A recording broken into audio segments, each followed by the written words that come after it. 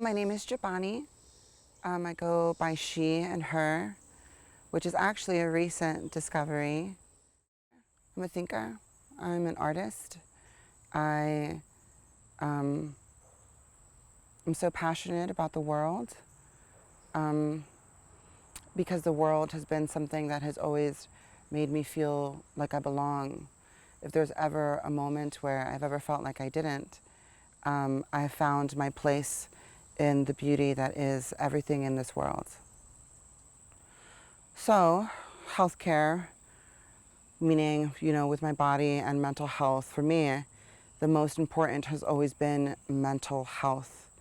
So, transness is such a small part of who I am.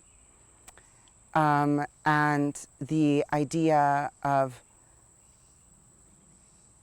mental health has been so important for me.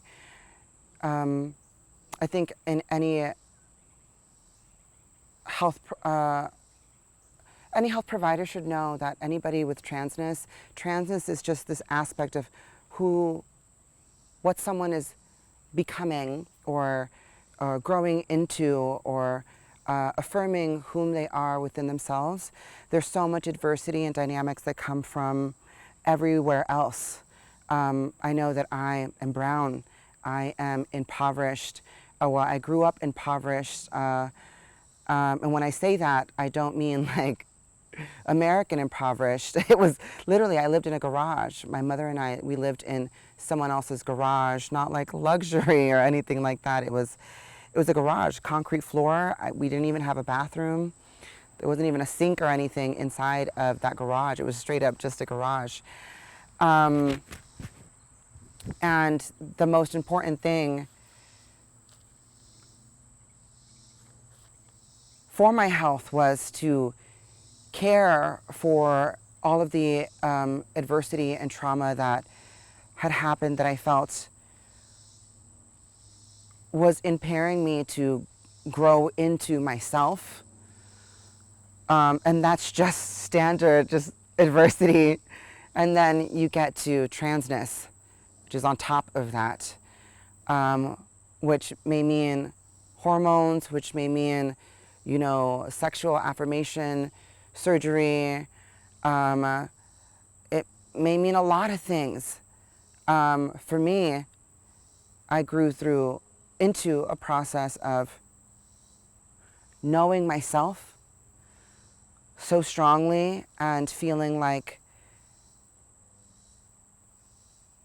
I didn't want society to push me to do something that would be right for them. I wanted everything to be right for myself. And through therapy, I've come to the realization that, for myself, I'm not going to go through SRS and I'm also not on hormones. And just because it just feels disingenuous to myself, because I don't need anything outside of myself to let me know who I am. I don't need to prove myself to someone else, to anyone else, so that they can validate who I am. And I have learned to walk in that strength, which was really hard, even in trans communities. It is hard for a person like myself to exist because it may potentially negate other people's realities or safe places. Because I am a woman, with or without makeup, with or without breast or conventional organs that would apply to women. And for so many other trans women, that outer validation is so important to feel connected to society. And the number one thing that I've learned through therapy is that I just want to honor myself in any process that feels accurate to me. And I need to know that people know that I am still a trans woman. I am still valid as a woman. I felt like if I was ever in a position where somebody would have asked, like, were you sexually assaulted? Were you these things? I would have felt more comfortable and my recovery would have happened a little bit quicker. And that's just for me. But also statistics show that,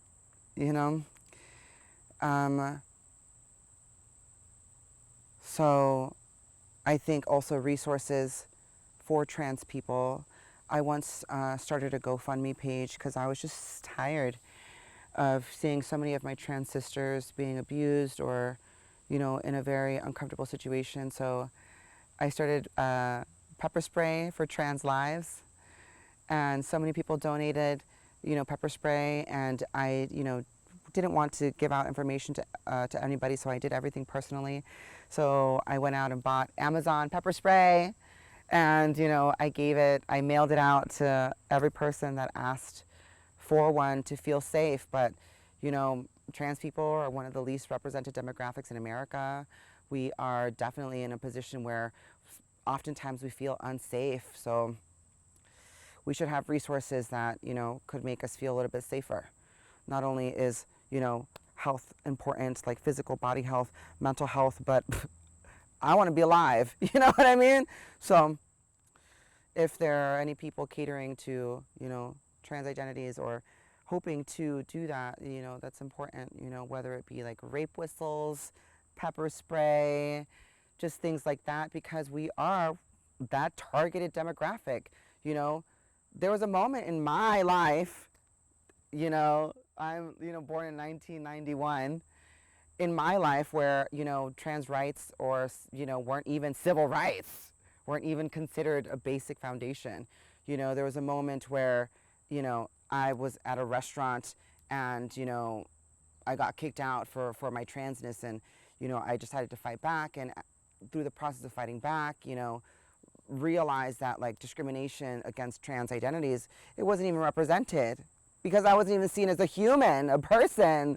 So it was completely irrelevant. So my safety, that in itself, that's so important. I want to feel safe anywhere that I go. So, confidentiality would be 100% important. You know what I mean? Caring for, a person's well-being and having these things that could potentially be life-saving for trans identities available, they're important. I was privileged enough to, at a moment, be in a relationship with somebody who came from an affluent life, so my healthcare was cared for a moment. But I remember thinking, like, even simple things like teeth pain, like, it was so hard, you know what I mean? And for a lot of women, specifically Black trans women, because of being one of the most underrepresented demographics in America, access to these things, they're just not there. And whether it be financially or, your circumstances can 100% just mess up the entirety of your livelihood. You know what I mean? If you don't have the money, if you don't have, if you can't even get like proper housing, you can't even think about caring for your health. You know what I mean? Their health and wellness are generally just should be everyone's right to have as an American. Because if we want the best out of our American society, we have to give the American people the best of what we have as a society. Health and wellness are fundamental, core, important things for every human in America to be able to live in their authenticity, be self-actualizing, content and happy, flourish into the betterment of our society. I know when I'm happy, you'll get the best out of me. And if we're trying to just move towards a better future for everyone as a society, everyone needs to be cared for. at the core. If you're tired, if your teeth, if you can't hear, if you can't see, all of these things, they should be your right as an American human. You get to this position where you feel unrelatable because you can handle things that other people can't. Wellness and health feel like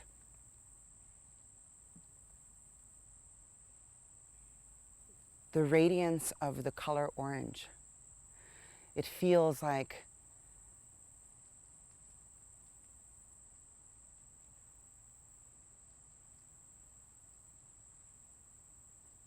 the comfort or the living in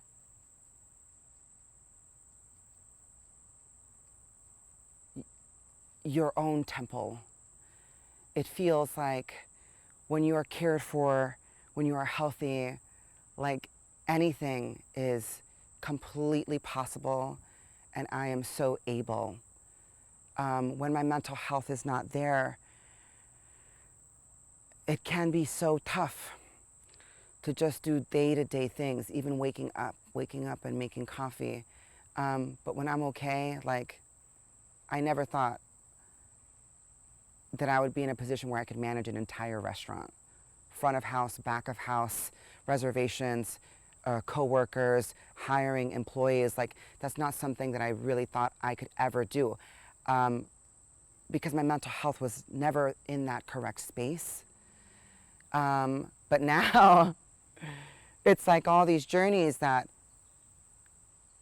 happen with every Orthodox person. They get the opportunity to have a job, which to some people feel maybe remedial, like you manage a store, retail in any type of way.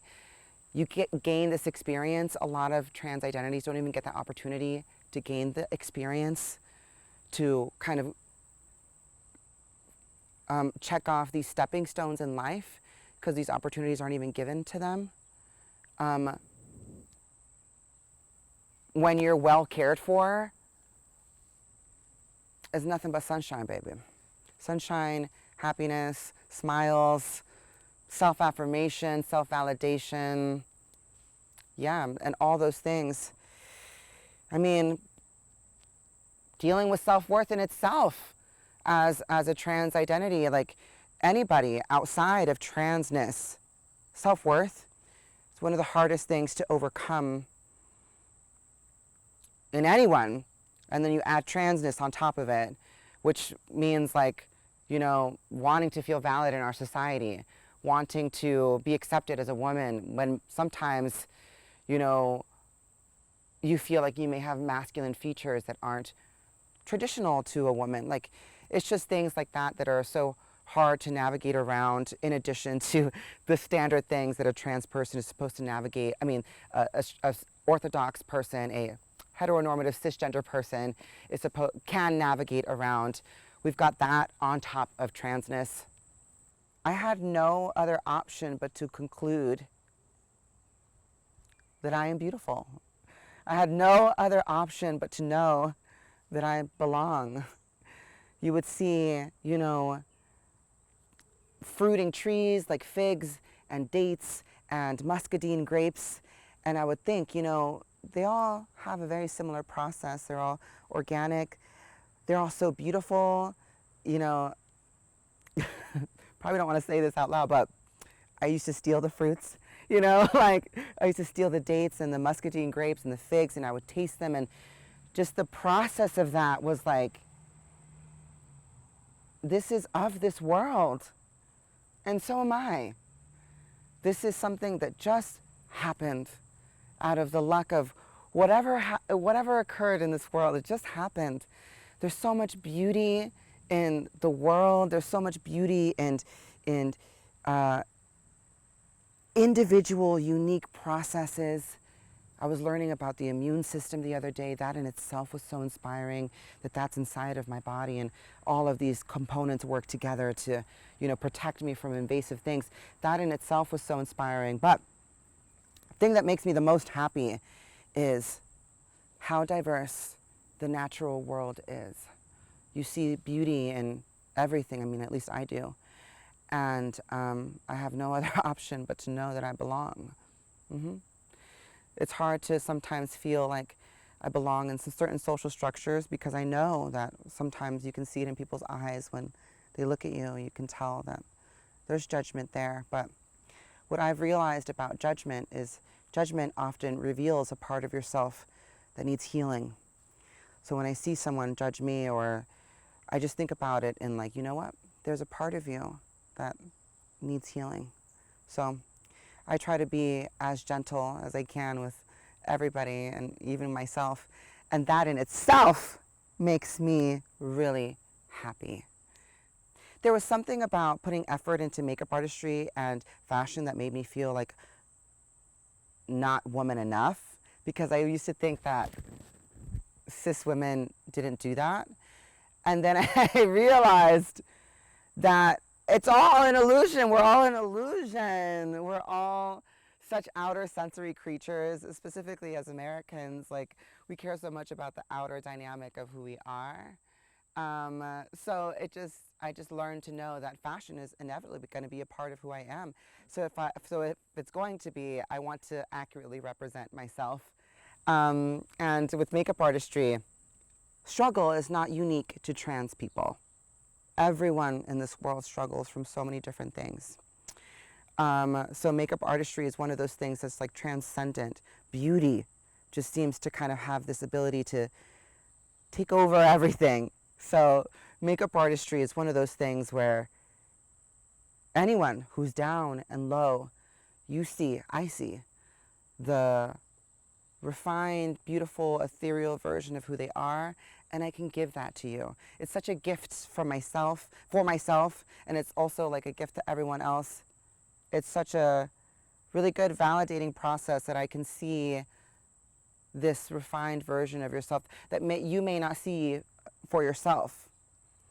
Makeup is not necessary nor vital for anybody's, survival, but it has a certain power to get you from point A to point B sometimes. And that's very important, because sometimes that's all we need.